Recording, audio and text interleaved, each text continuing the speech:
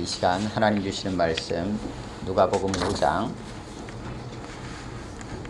27절에서 32절입니다.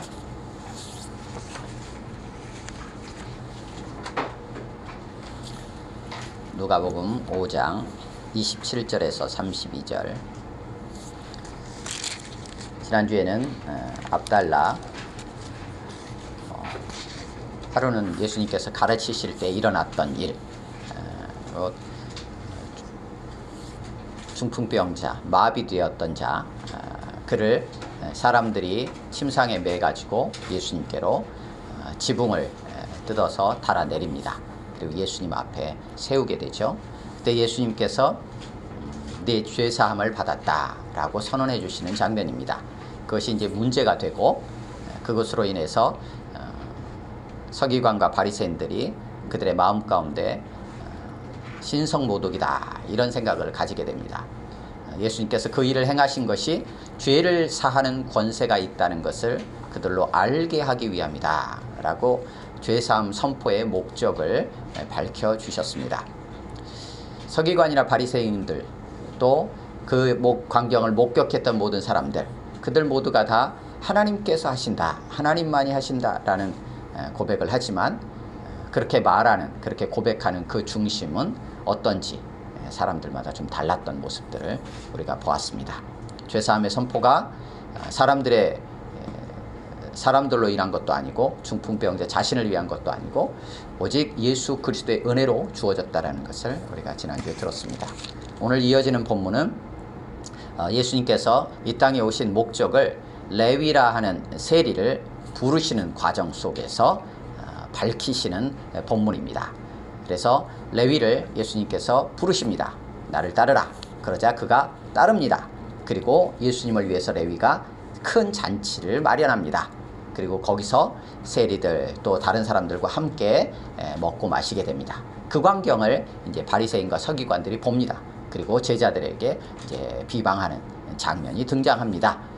그 상황에서 예수님께서 건강한 자에게는 의원이 쓸 데가 없다.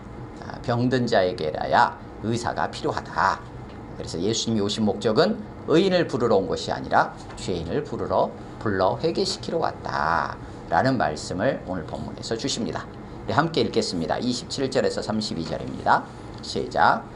그 후에 예수께서 나가사 레위라 하는 세리가 세관에 앉아있는 것을 보시고 나를 따르라 하시니 그가 모든 것을 버리고 일어나 따르니라. 레위가 예수를 위하여 자기 집에서 큰 잔치를 하니 세리와 다른 사람이 많이 함께 앉아있는지라. 바리새인과 그들의 서기관들이 그 제자들을 비방하여 이르되 너희가 어찌하여 세리와 죄인과 함께 먹고 마시느냐. 예수께서 대답하여 이르시되 건강한 자에게는 의사가 쓸데없고 병든 자에게라야 쓸데있나니 내가 의인을 부르러 온 것이 아니요 죄인을 불러 회개시키러 왔노라. 아멘.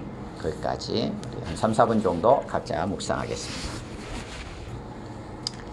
뭔가가 이렇게 전달이 된다라는 거가 두려움이 되기도 하고, 또 혹은 전달되는 것이 나에게는 괜찮은데 상대방에게는 어려움이 될 수도 있습니다. 그것이 좋고 나쁨을 떠나서, 왜냐하면 그게 좋다라는 것을 안다면 오히려 그것이 전달되기를 원하겠죠. 하지만 그것이 좋은 거라는 것을 모를 경우에는 조심스럽죠. 조심스럽습니다. 오늘 본문은 아주 전달되기가 쉬운 내용입니다. 어떤 측면에서 그러냐면요, 본문 내용 자체는 간단합니다. 아주 간단해요. 명확합니다. 그런데 이게 내가 지금 과연 세리 레위의 입장에 있는지, 아니면 내가 바리새인과 서기관의 입장에 있는지, 요게 어렵습니다. 처음에는 세리 레위의 입장에 있었던 것 같은데 어느새 내가 바리새인과 서기관의 입장에 서 있다라는 거예요. 근데 그거를 몰라요. 스스로 인식하지 못하는 거예요. 그리고 여전히 자기는 세리 레위였을 때 주님을 만나서 주님께서 나에게 생명의 은혜를 주셨다라는 고백을 가지고 있는 상태에서 바리새인이나 서기관처럼 내가 지금 행동하고 있을 수 있다는 거예요. 이게 어렵다는 거예요. 이게. 본문의 내용 자체는 명확하고 간단하지만 이것이 내 삶에서 내가 과연 어떤 인식을 내 스스로 하고 있는지, 또 어떤 생각과 행동과 말을 하고 있는지에 있어서 바리새인과 서기관들이 아닌 세리 레위와 같은 입장에 내가 있는가라고 했을 때 이게 어렵다. 이게 어려운 것 같아요. 처음에는 내가 감염이 상대방이 확진자에서 그로부터 내가 감염이 되었는데 어느새 내가 다른 사람을 감염시키는 자가 돼 있을 수 있어요. 처음에는 레위와 같이 죄인, 예수님께서 부르러 오신 죄인의 위치에 있었는데 어느새 내가 세리는 똑같은 세리 일을 하는데 바리새인이나 서기관과 같은 위치에 있을 수 있다는 거예요. 이거를 누가 장담하냐는 거예요. 왜냐하면 본인 스스로는 잘 몰라요. 그래서 어려워요. 근데 이 문제는 단 한순간에 어떤 시점만으로 해결이 되고 끝나고 하나의 과제처럼 마무리하고 넘어가면 되는 단계가 아니고 일평생에 가는 문제. 그래서 어려워요. 그래서 두렵고 떨림으로 구원을 이루어가는 과정 속에 늘 그 자리에 있어야 되는 자신을 돌아봐야 되기 때문에 이게 어려워요. 10년은 그러지 않았는데 어느새 내가 그 자리에 와 있는 거예요. 그럴 수 있어요. 근데 자기는 몰라. 옆에서 보면 느낄 수 있어요. 근데 그 소리는 이미 내 귀에는 안 들려요. 그래서 어렵다는 거예요. 지금까지 이제 5장에서 계속해서 1절에서 11절 베드로를 부르시는 상고를 통해서 예수님께서 지금 죄인을 부르러 오셨다라는 것이 드러났어요. 다른 사람이 아닌 시몬 베드로가 죄인이라고 고백을 했어요. 그러니까 시몬 베드로도 처음에는 죄인이었다라는 거예요. 그를 예수님께서 부르러 오셨다는 거예요. 그리고 나서는 나병 들린 사람을 통해서 예수님은 깨끗하게 하기를 원하시는 예수님의 의지가 있다는 것을 드러내셨어요. 내가 원한다. 그러니까 깨끗함을 받으라. 그리고 지난주 본문을 통해서는 중풍병자를 치유하는 사건을 통해서 예수님 안에 실제로 깨끗하게 하실 수 있는 능력, 죄를 사하는 권세가 있다는 것을 분명하게 드러내셨어요. 그리고 나서 오늘 본문에서 확증하는 거예요. 사실은 39절까지 다 봐야 되는 본문이긴 하지만 좀 구분을 했습니다. 예수님께서 오신 목적이 죄인을 불러 회개시키러 왔다 라는 것을 명확하게 선언하고 있습니다. 이것이 사실은 5장 지금 큰 얼개 속에서 시작 부분에 죄인을 부르셨고, 그리고 오늘 본문을 통해서 죄인을 부르러 오셨다라는 목적을 확인시켜 준 거예요. 그리고 그 사이에서 주님의 의지와 또한 실제로 주님의 그 가능한 권세가 있다는 것을 본문을 통해서 드러냈습니다. 그 과정에 오늘 본문이 예수님께서 오신 목적을 드러내고 있어요.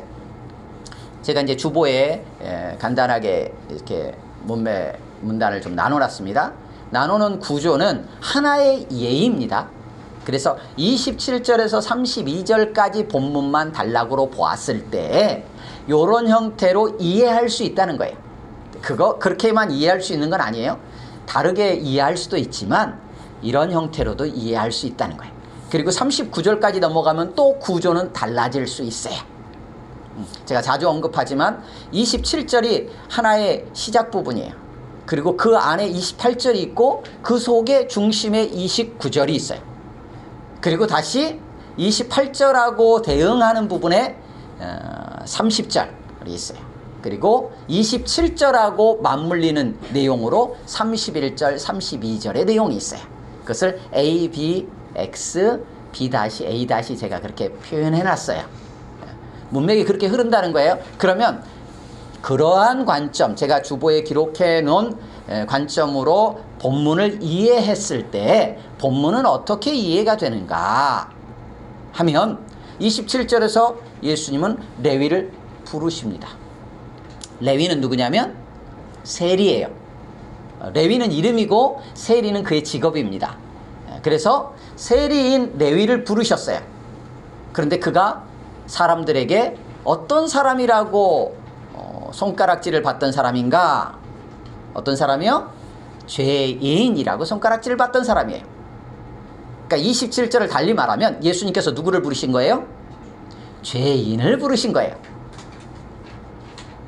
왜 죄인을 부르셨느냐? 31절 32절에서 그것은 예수님이 오신 목적이기 때문이다 라는 것을 기록하고 있는 거예요.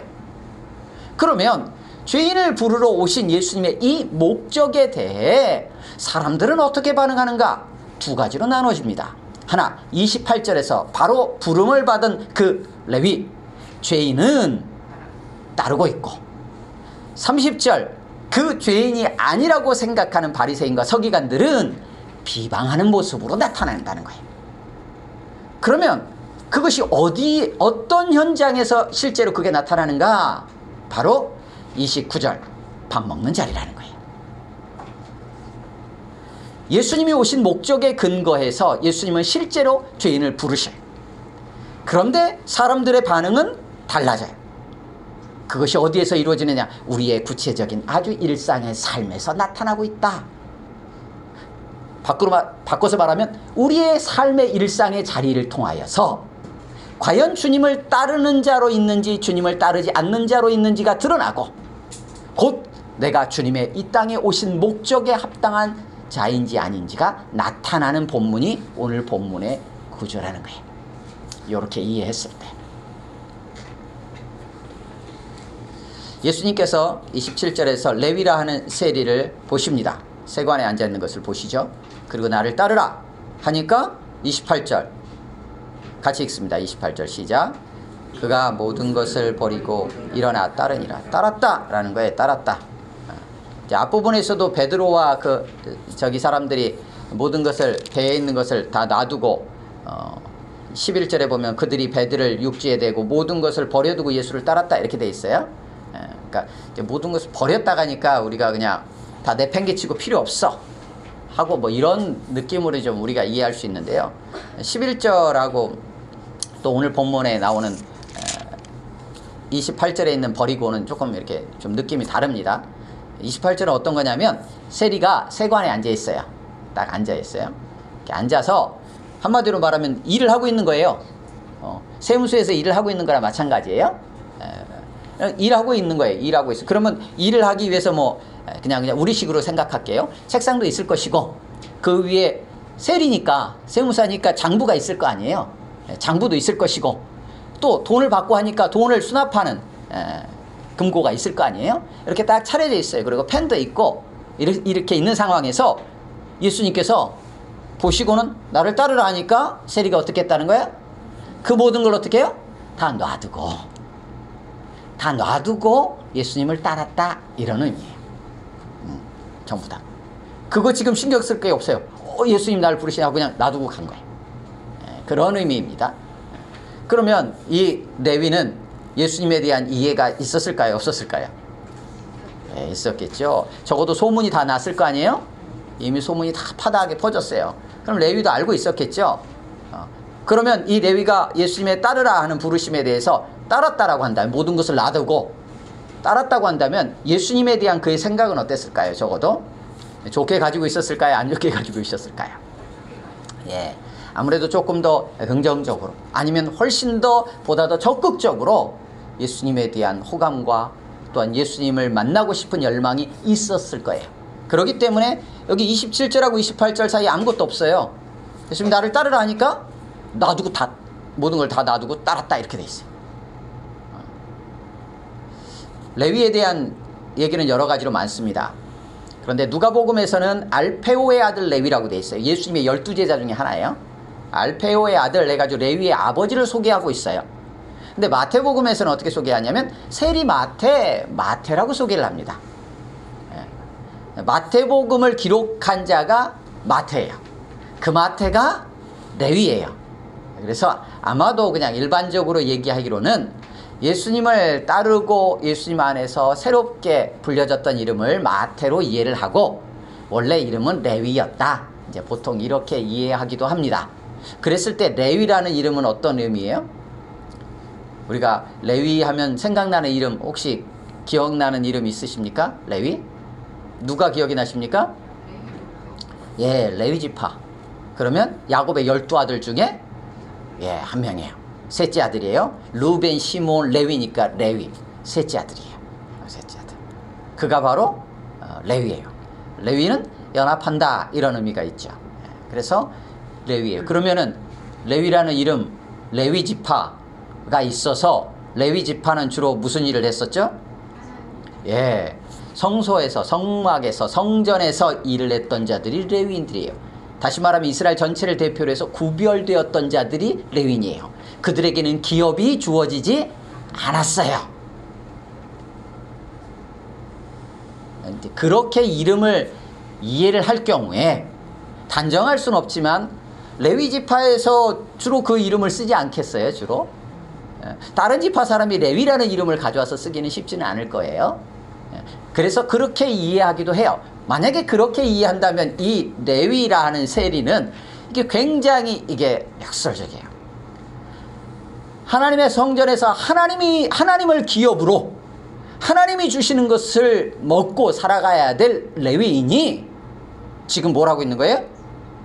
세리를 하고 있는 거예요. 그것도 세리라는 것 직업은 어떤 직업이냐면 당시로 따지면 백성들의 고열을 뽑아 먹었던 자들이에요. 그러니까 이렇게 이해하면 돼요. 로마의 압제 아래에 있었잖아요. 그러니까 로마의 압제 아래에서 이스라엘은 어떻게 해야 되냐면 로마에 세금을 바쳐야 됐어요. 세금이라고 표현하기는 좀 그렇지만 공물을 바치고 해서 나름대로 부유한 사람들이 그 몫을 감당했어요. 지역마다 조금 차이는 있어요. 예를 들면 갈릴리 지역에 있는 부유한 사람들이 로마에 대해서, 로마 정부에 대해서 어느 정도 이제 그 공물들을 바쳐요. 그리고 나면 로마에서 무슨 특권을 주냐면, 아, 그래, 너희가 세금을 거둘 수 있는 권리를 너희한테 줄게. 이렇게 되는 거예요. 그러면 어떻게 하겠습니까? 그 부자들이 로마에 바쳤던 게 있잖아요. 근데 부자로서 바친 게 있으면 자기들에게도 뭔가가 있어야 되잖아요. 바친 거는 다 뽑아 먹어야 되고 더 많은 것들을 취하려고 하겠죠. 그러다 보니까 그 일들을 담당할 자들을 세우기도 하는 거예요. 그 역할들을 했던 자들이 이란 세리들이에요. 그럼 어떻게 합니까? 네, 로마에 바쳤던 것보다 훨씬 더 많은 것들을 세금으로 걷어들이려고 하죠. 그래야 자기들의 이문이로 남을 테니까 합법적으로 세금을 거둘 수 있는 권리를 로마로부터 받아가지고 백성들로부터 막 짜내는 거죠. 그러니까 백성들 어떻게 하겠습니까? 예, 힘들죠. 그러면서 세리들을 향하여 손가락질을 하는 거예요. 세리요한도 마찬가지였어요. 그런 일들을 할 때, 세금을 거둘 때 세리 혼자서는 힘이 안 돼요. 물리적인 힘을 써야 될 때가 있어요. 그러니까 어떻게 합니까? 용병격으로 해서 사병을 두는 거예요. 그들이 군인들이에요. 그러니까 로마에서 파병된 군인들이 있었고 그냥 일반적으로 그렇게 해서 사병들이 또 있었어요. 세례 요한에게 막 찾아왔던 세례받기에서 우리는 어떻게 해야 됩니까? 했던 인물들, 그때 세리들, 군인들 다 그런 쪽에 속했던 자들이에요. 그러니까 어찌 보면 그런 사람들은 다 같은 민족이에요. 같은 형제예요. 형제가 형제를 압박하고 압제하고 핍박하고 그들의 피를 빨아먹고 형제를 판격이 된 거예요. 그렇게 이해를 한다면, 세리가 그런 사람이라고 본다면 레위라는 인물을 구약에 나오는 레위 지파에 속했던 이름으로 이해를 한다고 그러면 이 얼마나 이게 충돌하는 거예요. 이스라엘 민족을 위해서 하나님 앞에 기업도 없이 하나님 앞에 그들을 위해서 성전에서 성막에서 일했던 자들이, 그랬던 자들이 이제 백성의 피를 빨아서 먹고 살고 자기의 부를 축적하는 자리에 지금 있다는 거예요. 그래서 당시 이스라엘 백성들은 이 세리를 그냥 완전히 죄인으로 여겼어요. 상종 못할 자로 여겼어요.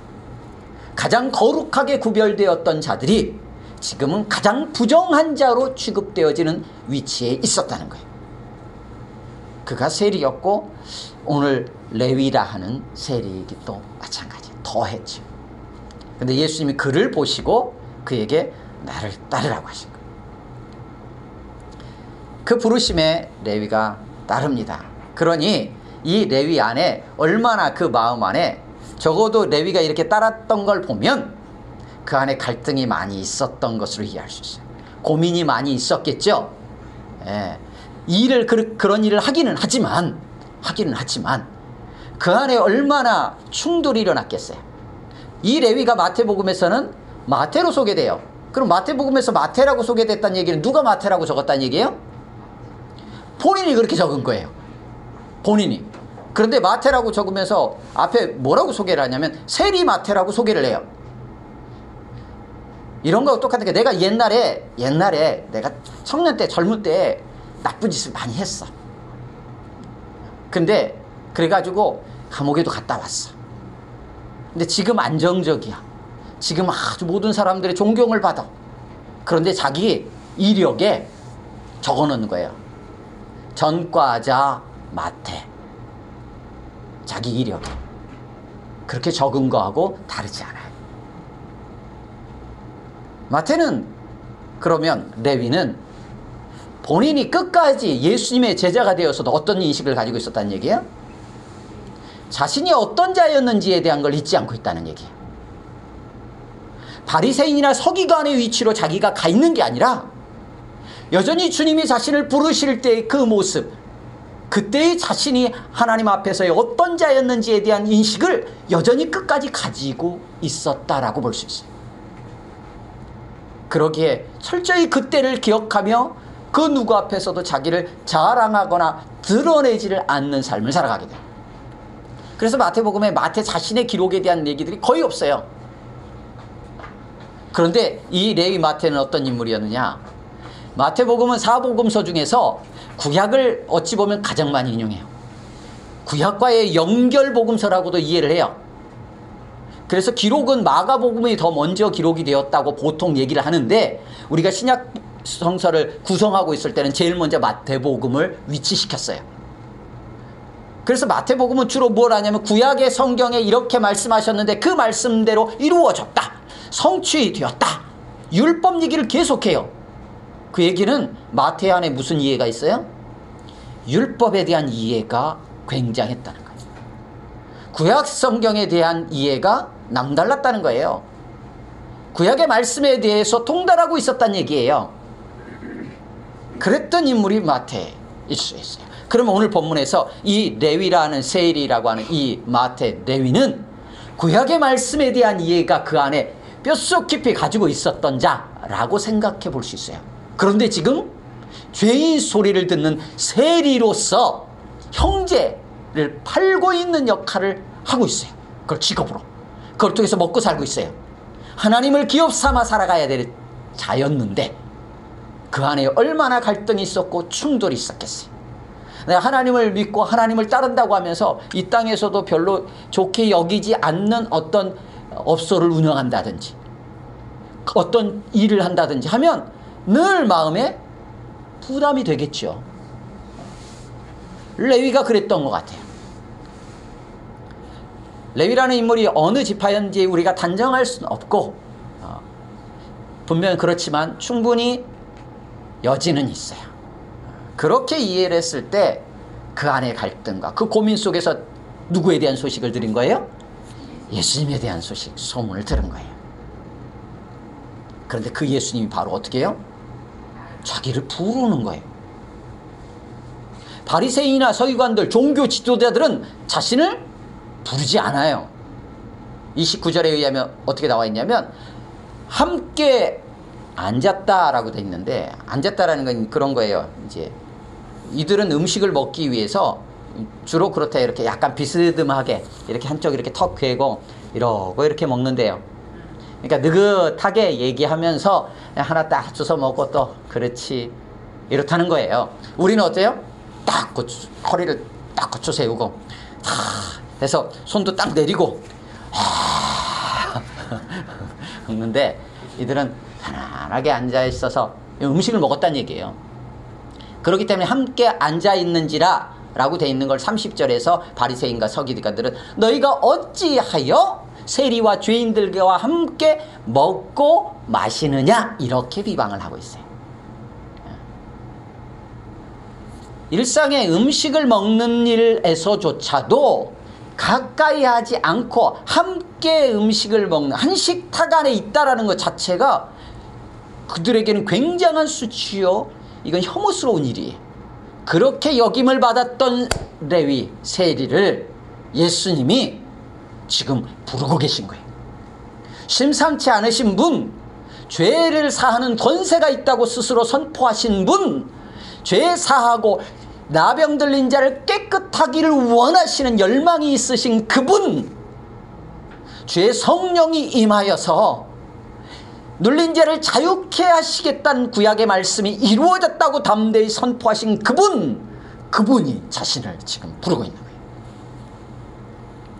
그 앞에서 레위는 다 놔두고 그냥 예수님을 따르고 있어요. 그리고는 큰 잔치를 마련합니다. 자기만이 아니라 자기 같은 세리들을 막 불러요. 그리고 다른 사람들, 30절의 표현에 의하면 아마도 죄인들이라고 여겨졌던 사람들이에요. 스스로 죄인이라고 여겼을 수도 있어요.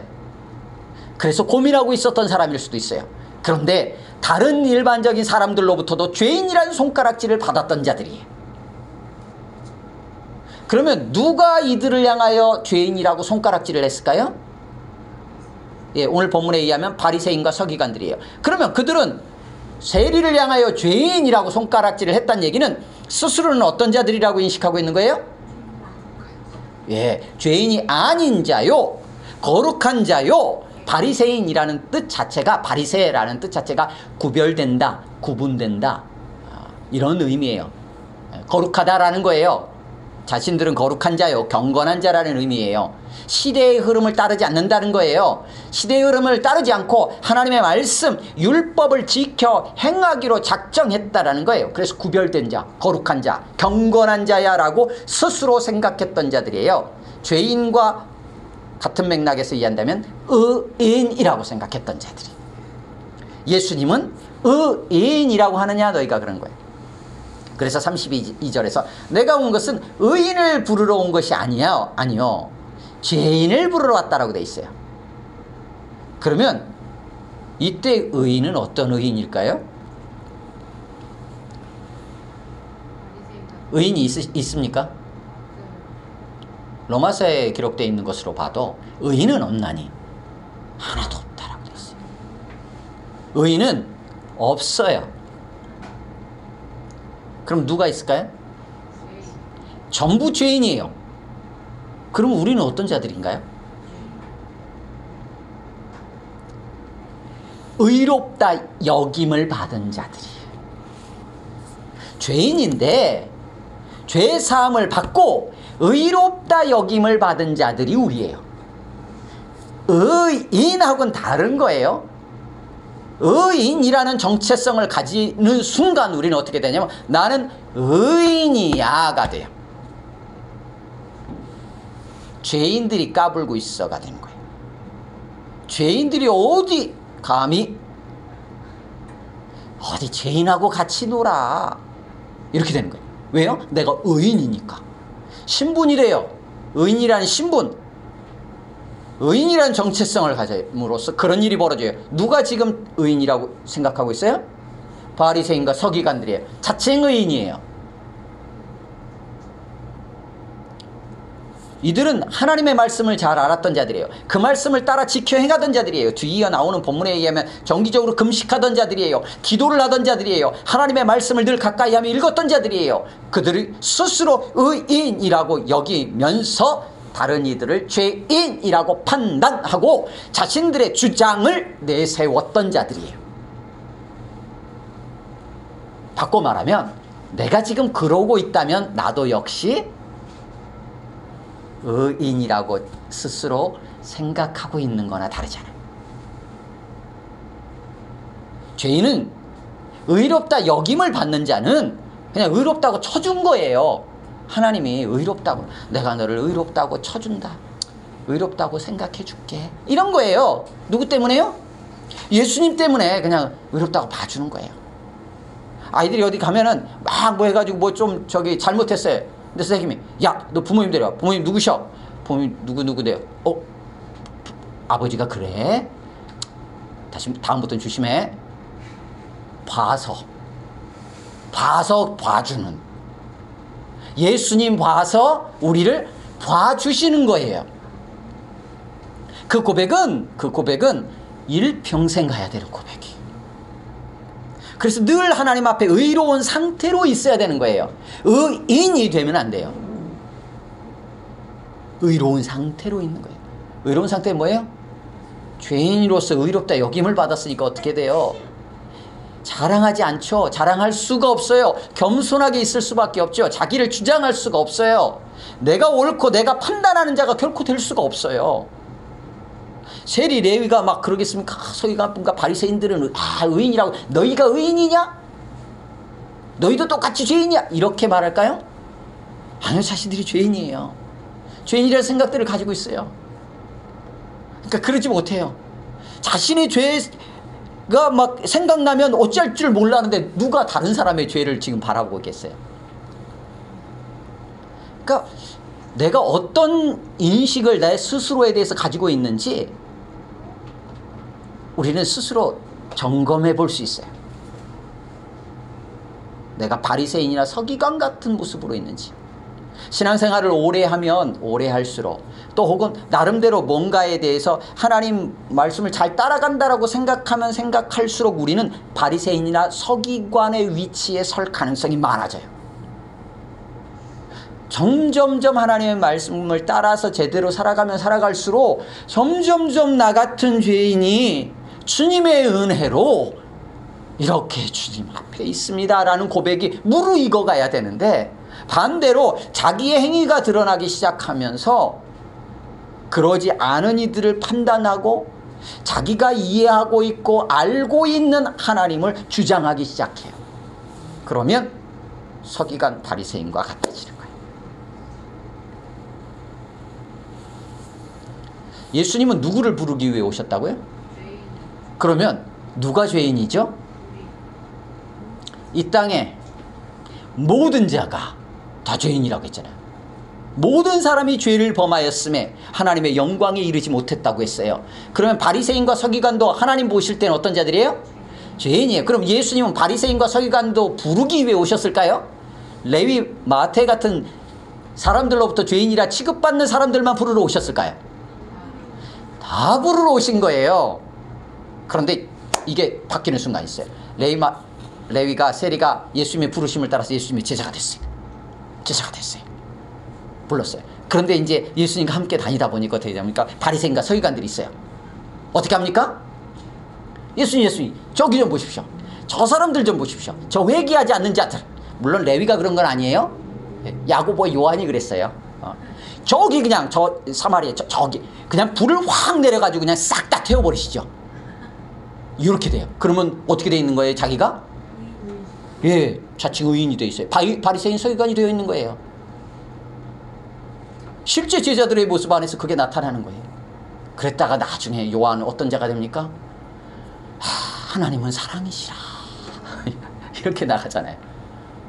요한 1서, 요한 2서, 요한 3서 기록하면서 불을 내려가지고 우레의 아들이라는 별명까지 얻었던 자가 하나님은 사랑이시라 라는 자로 바뀌어가요. 이게 참 하나님을 알고 참 믿음의 삶을 경주해 갔던 자들의 아름다운 열매들로 나타나는 모습이, 우리는 어떠고 있는가 돌아볼 필요가 있어요. 우리 자신을 날마다 살필 필요가 있어요. 주님은 우리 모두를 부르기 위해 오셨어요. 우리 모두를. 그리고 우리의 무엇 때문에 예수님이 우리를 부르신 게 아니라, 그것이 가능했던 게 아니라 예수님이 십자가에 달려서 우리의 죄의 대가를 다 지불하심으로 우리를 부르실 수 있게 된 거예요. 내 안에서 나온 게 없어요. 이 은혜를 잊지 마십시다. 이 은혜로 내가 어떤 자인지를 기억하면서 생각하고 말하고 행동하며 우리의 주변의 모든 삶들을 살아가십시다. 그래서 주님 다시 오실 때 함께 주님의 품에 감격하며 감사합니다. 저 같은 자를 불러주신 은혜라는 고백이 우리 모두에게 있을 수 있기를 주님의 이름으로 축원합니다. 아멘. 함께 기도하겠습니다. 이 시간 기도할 때 나는 어떤 자로 지금 살아가고 있었는지, 주님 앞에 나왔는데 그때 나올 때의 모습, 주님을 만났을 때 모습, 주님이 나를 찾아오셨을 때 그때 나의 모습 여전히 성숙한 모습으로 지금 있는지 한번 돌아봤으면 좋겠고요. 그래서 우리의 일평생에 겸손히 주님과 함께하며 주님과 동행하며 살아가는 삶을 살아갈 수 있도록 성령 하나님 늘 깨우쳐 주시고 인도해 달라고 기도하시고, 또 그렇다고 바리새인과 서기관들 같은 위치에 있는 자들을 우리가 판단하고 정죄하는 자의 위치에 서지 않게 하시고 그들을 끌어안고 품을 수 있는 그런 참으로 아름다운 하나님의 사람들로 우리가 살아갈 수 있기를 위해서 기도하시고, 또 여러 가지 코로나로 인한 상황들, 또 그것으로 인해서 영향들이 많이 미치는데 주의 긍휼을 구하면서 1, 2분 정도 우리 합심으로 같이 기도하겠습니다.